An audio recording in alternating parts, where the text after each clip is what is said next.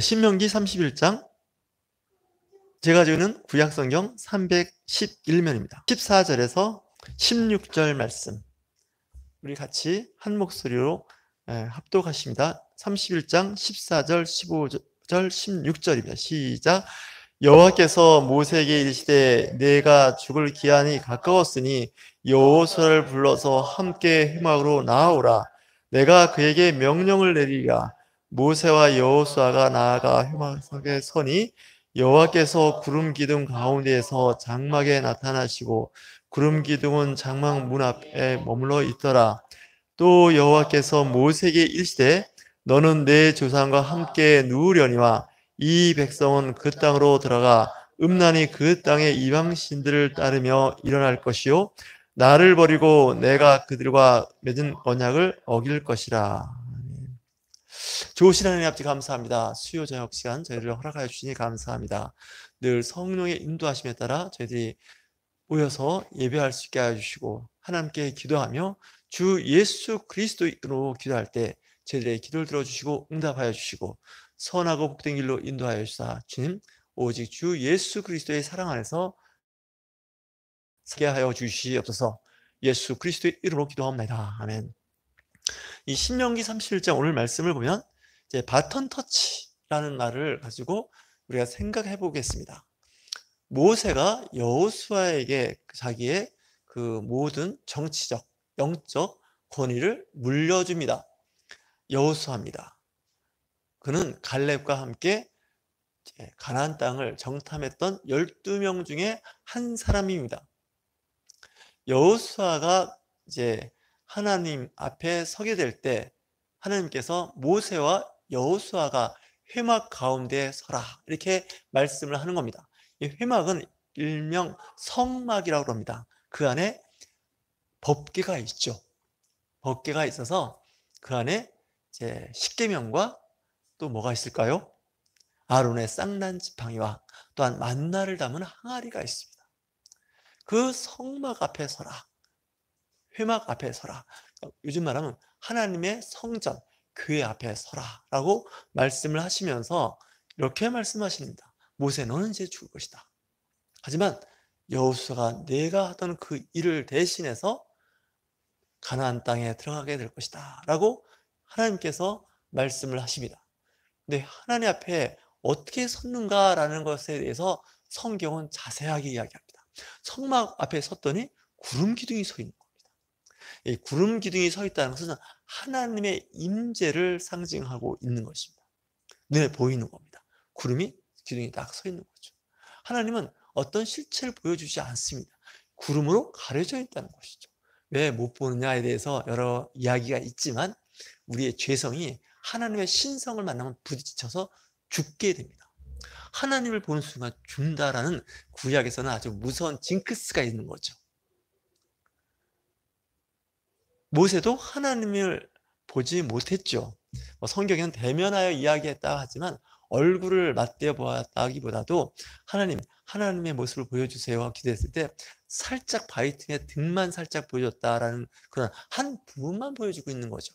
어쨌든 회막에 구름 기둥이 있는데 그 구름 기둥에서 음성이 들리는 거예요. 오늘 말씀, 여호와께서 모세에게 이르시되 내가 죽을 기한이 가까웠으니 여호수아를 불러서 함께 회막으로 나아오라. 내가 그에게 명령을 내리리라.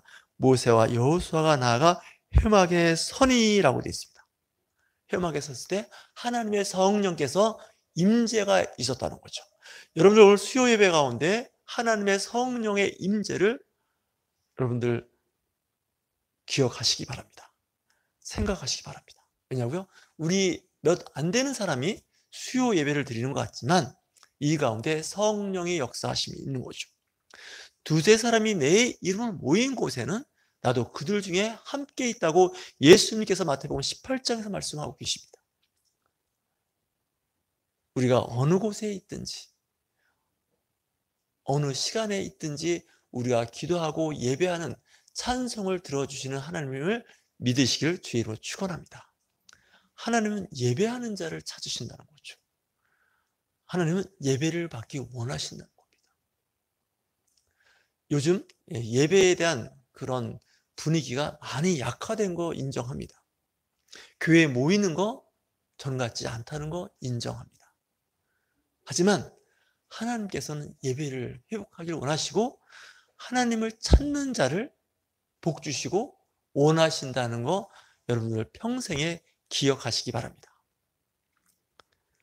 지금 하나님께서 모세와 여호수아에게 말씀하시는 그 말씀을 보면 미래를 이야기하는데, 그들이 가나안 땅에 들어가서 음란히 그 땅의 이방 신들을 따르며 일어날 것이요 나를 버리고 내가 그들과 맺은 언약을 어길 것이다 라고 예언을 하는 겁니다. 가나안 땅에 들어가는데 적과 꿀이 흐르는 풍요의 땅입니다.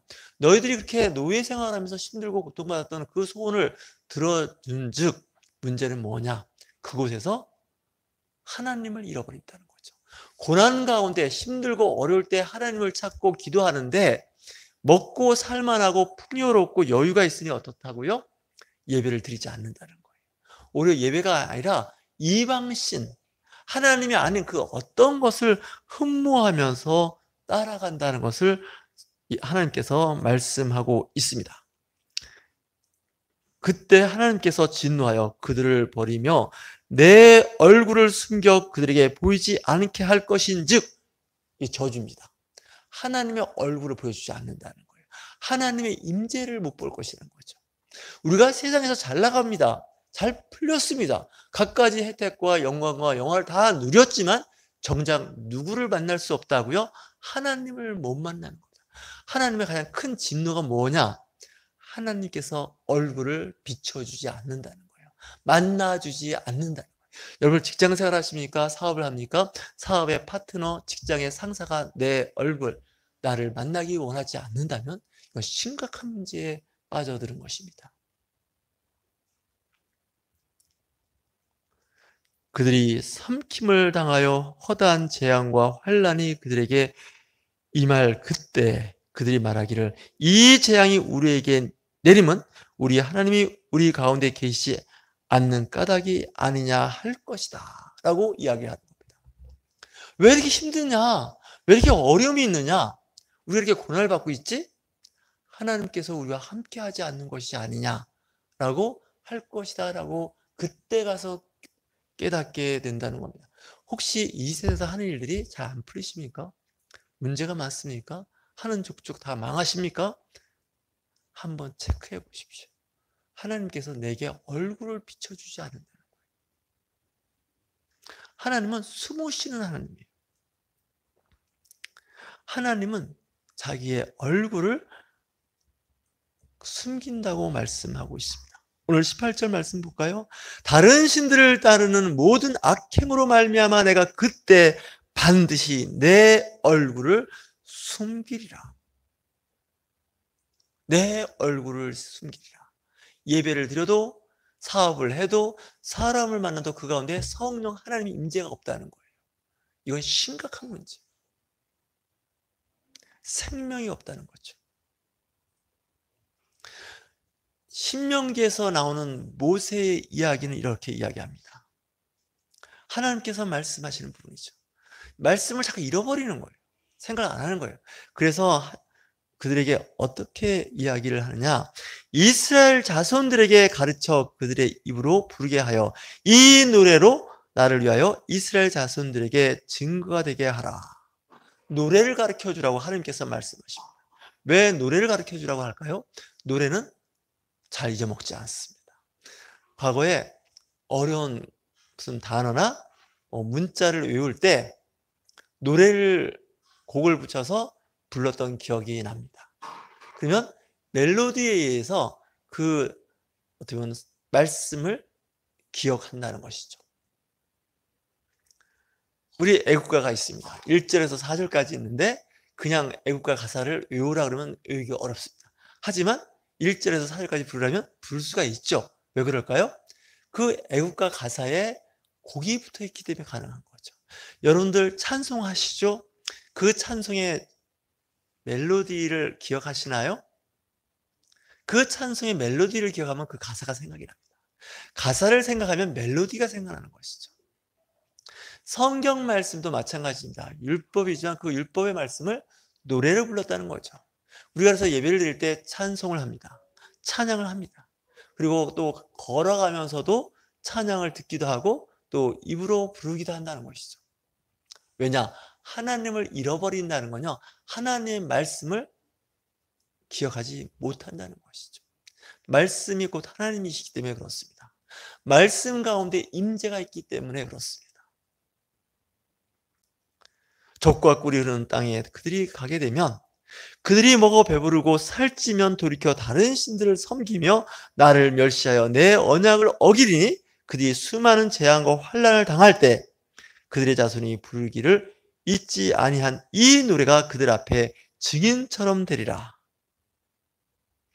다시 해서 그들이 그곳에서 다 잊어먹고 힘들어할 때, 고난당할 때 그 노래가 생각이 날 것이다 라고 말씀하고 있는 겁니다. 하나님 말씀을 잃어버린 자녀, 손자, 손녀, 증손자, 증손녀는 하나님의 재앙을 당한다는 것이 신명기에서 나타나는 신학입니다. 왜 잘 먹고 잘 살면 하나님께 영광 돌리고 하나님께 돌아와야 되는데 그렇지 않을까요? 예수님께서 문둥병 환자 10명을 동시에 고쳤는데 그 중에 한 사람만 돌아와서 예수님께 절하여 내 병이 치유되었습니다 라고 감사하더라는 거 아닙니까? 이방인입니다. 예수님께서 말씀하시죠. 그 평생의 소원이 뭐였을까요? 문둥병이 치유되는 소원이었습니다.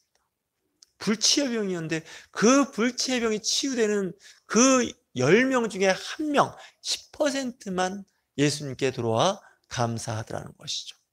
원래 은혜는 돌의 색이고 원하는 물의 색이라고 하지 않겠습니까?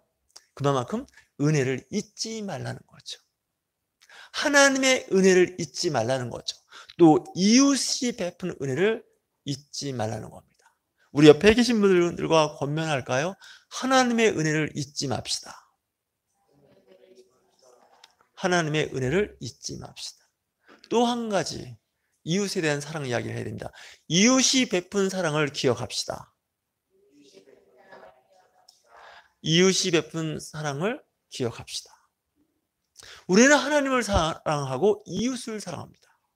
하나님께로부터 받은 은혜가 있기 때문에 우리는 하나님 앞에 예배를 합니다. 예배를 소홀히 하지 마십시오. 또한 이웃의 덕분으로 우리가 살아갑니다. 이웃이 여러 가지 의무로 돕는 일들이 있습니다. 이웃 덕분에 또 우리가 여러 가지 혜택도 받고 삽니다. 그래서 이웃에게도 뭐라고 이야기할까요? 감사합니다. 고맙습니다. 덕분에 여러 가지 혜택을 많이 받았습니다. 라고 이야기하는 거예요. 어떤 사람은 하나님을 찬양하고 하나님께 영광을 돌리는데 사람들한테는 그런 일을 잘 하지 않고 인색한 사람들이 있어요. 나는 오직 하나님께만 영광 돌리고 이웃보다도 오직 하나님을 사랑한다 하지만 성경은 그렇게 이야기하지 않습니다. 하나님을 사랑하고 이웃을 내 몸과 같이 사랑하라. 이웃에 대한 관심입니다. 이웃 사랑을 잘 하라는 거 아닐까요? 오늘 말씀, 하나님께서 얼굴을 숨긴다는 것, 그 말씀을 잃어버린다는 것은 하나님에 대한 계명과 이웃에 대한 계명입니다. 이 두 가지 계명을 잊지 말라는 겁니다. 오직 하나님에 대한 계명, 대신 계명, 그것만 기억하는 것이 아니라 대인 계명도 있습니다. 구약의 율법을 10개로 요약하면 10계명입니다. 제1계명에서 제4계명까지는 하나님에 대한 계명입니다. 제5계명에서 제10계명은 대인계명입니다. 사람에 대한 계명이죠. 이게 10계명입니다. 10개의 계명이 다 하나님을 위한 계명도 아니고 이웃을 위한 계명도 아니고 나를 위한 계명도 아닙니다. 하지만 그 10가지의 그 계명의 전체는 하나님 사랑, 이웃 사랑이죠. 서로 사랑하는 거죠. 하나님을 사랑하는 자는 예배를 합니다. 기억합니다. 또한 이웃을 사랑하는 사람은 이웃을 배려하고 이웃을 돌보는 일을 하게 됩니다. 그리스도인들은 이 세상에서 빛과 소금의 역할을 하는 사람들입니다. 다시 얘기해서 이 세상에 꼭 필요한 존재라는 거죠. 왜 그럴까요? 이 세상에 정말 요소요소에 빛과 소금이 필요하기 때문에 그렇습니다. 그 역할을 누가 하냐고요? 크리스찬들이 하는 겁니다. 우리가 여기 교회에 왔을 때 옥상에 방수무제 때문에 비만 오면 참 어려웠죠. 근데 그 방수를 누가 했을까요? 우리가 와서 했습니다. 참 은혜입니다. 분명히 해달라고 할 수 있는 그런 부분인데 우리가 그 일을 좀 할 수 있을 만큼 해보자. 그렇게 되면 어떻게 될까요? 이 건물에 있는 출입하는 모든 사람들이 와, 교회가 오더니 옛날에 그렇게 비가 새고 그랬는데 비도 안 새고 복도나 계단이 깨끗해졌다는 이야기를 하게 되겠죠. 그러면 교회의 그 존재 가치를 인정받는 겁니다. 교회가 사회로부터 지탄의 대상이 아닌 사랑과 존중과 존경받는 위치에 있다면 그 교회는 하나님의 성령의 임재가 있는 교회입니다. 저는 그렇게 생각합니다. 왜냐고요? 빛과 소금이 있는 곳에는 성령이 역사하는 곳입니다. 그리스도인들이 그 맛을 낸다는 것은 그 맛 가운데 예수 그리스도의 능력이 나타나고 있다는 것이죠. 여러분 향신료 아시죠? 향신료는 그 독특한 향이 있습니다. 박하향이 있습니다. 페퍼민트라고 하는 박하향은요, 박하향을 내야 됩니다. 박하가 매운 고추 향을 낸다 그러면 그건 박하가 아니죠. 장미꽃은 장미꽃 향기를 냅니다. 백합꽃은 백합꽃 향기를 낸다는 것이죠. 근데 백합꽃이 향기를 안 냅니다. 장미꽃이 향기를 안 냅니다. 그러면 뭐가 잘못됐는지 잘못되지 않았을까요? 이 시대에 그리스도인들의 역할을 한번 생각해 보십시오. 같은 꽃이라도 진한, 짙은 향기를 내뿜는 꽃이 있는가 하면 어떤 꽃은 꽃인데 향기가 미미해서 잘 맡을 수 없는 꽃들도 있습니다. 제가 마산동 공원을 이렇게 걸으면서 느꼈던 거는 이제 날씨가 갑자기 추워지면서 이제 그 가을 열매들이 달려 있는 거예요, 공원에. 잎사귀가 다 떨어지니까 열매만 빨갛게 보이는데 산수유 나무가 있는 거예요. 정말 열매가 많았어요. 잎사귀가 있을 때는 가려서 잘 안 보였는데 추위에 잎사귀가 다 떨어지고 나니까 열매만 붙어서 있는데 정말 아름답게 보이는 거예요. 와, 저 나무는 올해 정말 많은 열매를 맺었구나 라는 생각을 하게 됐습니다. 여러분의 인생 마지막 때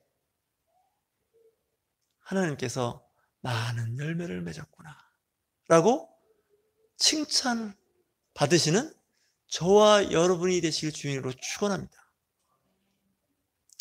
나는 당신의 덕을 많이 봤습니다.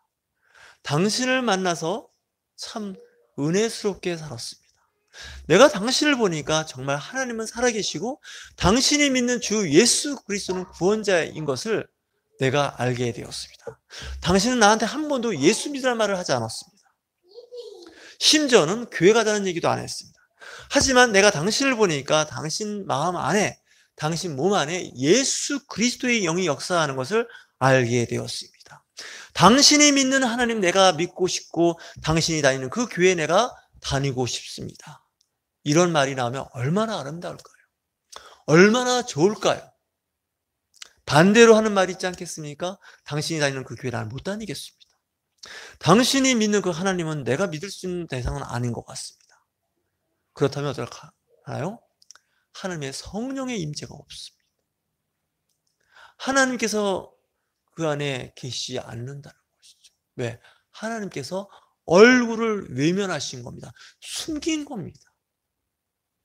그러니 그곳에는 하나님은 안 계시고 어둠의 영만 역사하는 것이죠. 빛이 사라지면 어둠이 찾아옵니다.